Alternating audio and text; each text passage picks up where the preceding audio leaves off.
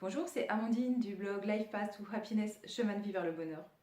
Dans la vie de tous les jours, on a des dizaines d'interactions avec nos parents, nos amis, nos collègues et tous ces inconnus ou quasi inconnus, le facteur, l'opérateur téléphonique pour internet, le téléconseiller de la banque, le voisin.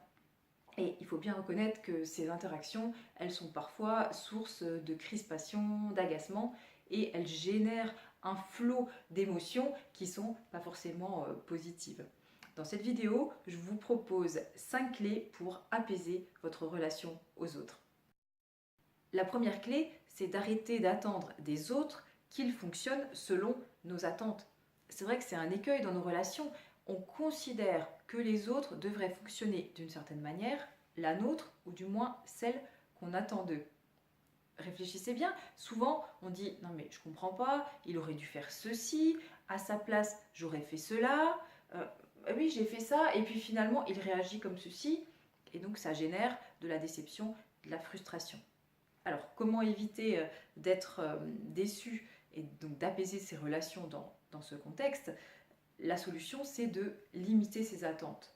Par exemple, si on rend un service à un ami, on rend un service à un ami, mais on n'attend pas qu'il nous remercie d'une façon ou d'une autre. Sinon, c'est là qu'arrive la déception. On n'attend pas de retour de sa part, d'un fonctionnement de sa part. On n'imagine pas un fonctionnement de sa part. Alors évidemment, si à plusieurs reprises on est interpellé sur la réaction d'un ami, on peut aussi engager un dialogue constructif avec lui. La deuxième clé pour apaiser ses relations aux autres, c'est d'arrêter de prendre pour argent comptant tout ce qu'ils nous disent. Toute la vie, on est étiqueté de toutes sortes de qualificatifs valorisants ou dévalorisants. On va nous dire qu'on est trop timide, qu'on est trop bavard, qu'on est trop passif. Enfin, on en entend des vertes et des pas mûres. Et qu'est-ce qu'on fait? On reçoit toutes ces remarques de plein fouet en considérant que c'est la vérité absolue et forcément ça génère en nous de la colère, de la déception, de la tristesse. La solution, c'est de prendre de la distance par rapport au message qu'on reçoit. Et finalement, qui est la personne qui nous formule cette remarque? Est-ce que son avis compte pour nous? Cette personne, quelle est son expérience? Est-ce qu'elle détient aussi la vérité absolue? Et nous, qu'est-ce qu'on pense de la remarque qui est formulée sur nous? Alors, combien de fois des personnes se trompent sur nous en formulant un avis, en nous qualifiant de, voilà, de ça ou de ça, alors que c'est absolument pas la réalité. Donc, on arrête de prendre pour argent comptant tout ce qu'on reçoit de l'extérieur.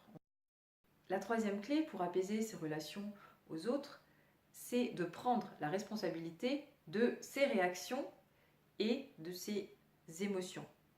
Parce que finalement, si quelqu'un nous blesse quand il nous dit quelque chose, c'est qu'on n'est pas tout à fait en paix avec ce qu'il nous dit. Si par exemple au travail, tout le monde est en train de blaguer sur les gros nez, et que vous avez par exemple un petit nez, vous êtes super fier de votre petit nez, etc., vous n'allez pas être touché. Par contre, si vous avez des complexes par rapport à votre nez, vous allez peut-être rire jaune et être mal à l'aise. Et c'est un peu pareil avec un trait de caractère. Si tout le monde est en train de blaguer sur les gens irritables, pareil, si vous n'êtes pas dans cette situation, vous allez le prendre bien. Et si vous avez tendance à penser, ou si on vous a déjà qualifié d'irritable, que vous n'êtes pas tout à fait en paix avec ça, vous allez peut-être mal le prendre et vous vexer. En fait, selon ce qu'on assume de notre physique, de nos traits de caractère, on va être plus ou moins touché ou blessé par les remarques. Donc ça, c'est une grande chance, parce que ça veut dire que c'est nous qui possédons ce pouvoir d'être affectés ou pas, parce qu'on nous dit d'être blessés ou pas par des mots.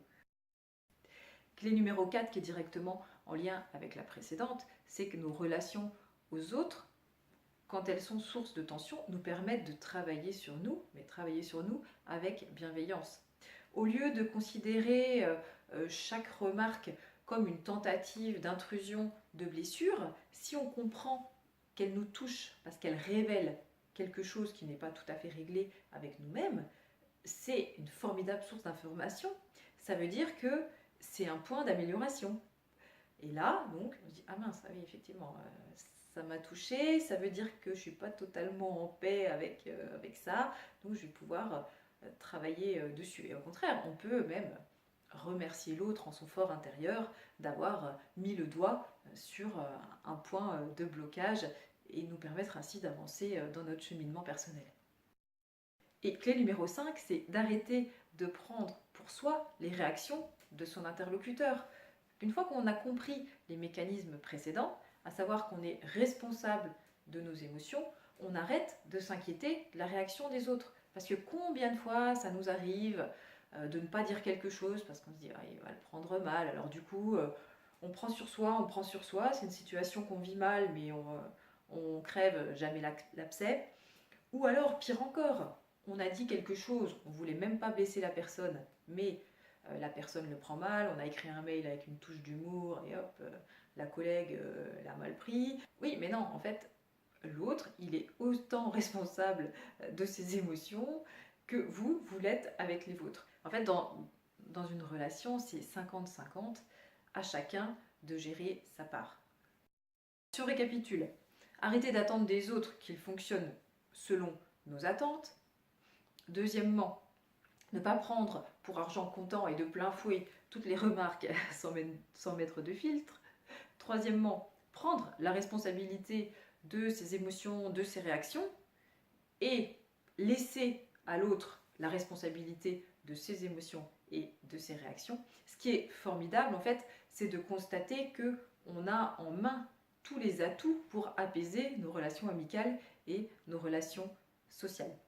Il est également intéressant de s'apercevoir qu'apaiser sa relation aux autres, c'est apaiser sa relation avec soi-même. Je reviendrai sur ce point dans une autre vidéo. Je vous souhaite une excellente semaine. Je vous remercie d'avoir regardé ma vidéo. À bientôt!